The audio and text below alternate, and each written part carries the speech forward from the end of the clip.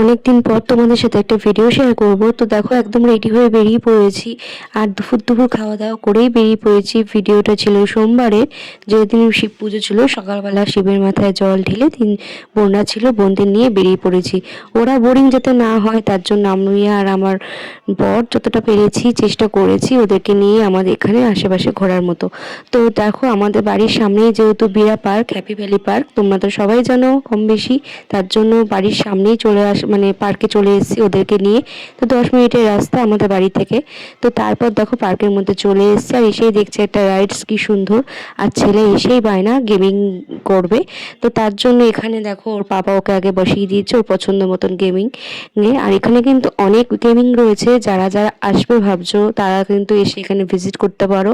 সব ধরনের রয়েছে এখানে, বডি ম্যাসাজেরও রয়েছে। তো মানে কম বাজেটের মধ্যে বেশ ভালো ভালো গেমিং রয়েছে।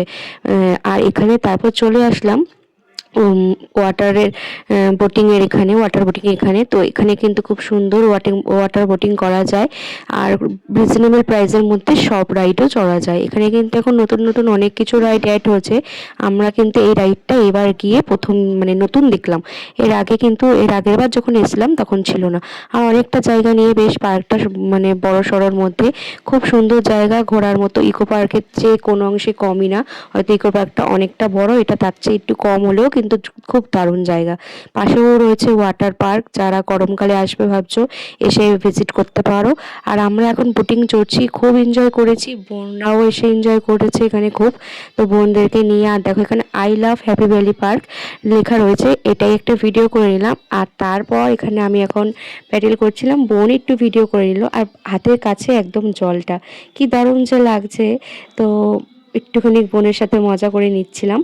আর তারপর দেখো আমরা এখানে অনেকক্ষণ যেহেতু ঘোরাঘুরি করেছি, তারপর পেয়ে গেছে খিদে, আর এখানে বর নিয়ে আসলো হচ্ছে পপকর্ন। তো সবাই মিলে এখন আমরা এখানে বসে বসে পপকর্ন খেয়ে নিচ্ছি, আর পপকর্নটাও কিন্তু বেশ ভালোই ছিল। তো তারপর আমরা একটু সন্ধ্যা অবধি ছিলাম, বেশ সন্ধ্যার লাইটটা জ্বলার পর আরও দারুণ লাগছে পার্কের ভিউটা। তো বোনদেরকে ঘুরিয়ে ঘুরিয়ে এই আশেপাশগুলো একটু দেখাচ্ছিলাম, আর সন্ধ্যার লাইটটা জ্বলার পর গাছগুলো আরও সুন্দর বেশ লাগছে। তো তারপর দেখো এইটা দুপুরবেলা এসলাম, তখন লাইটিং হচ্ছিল না।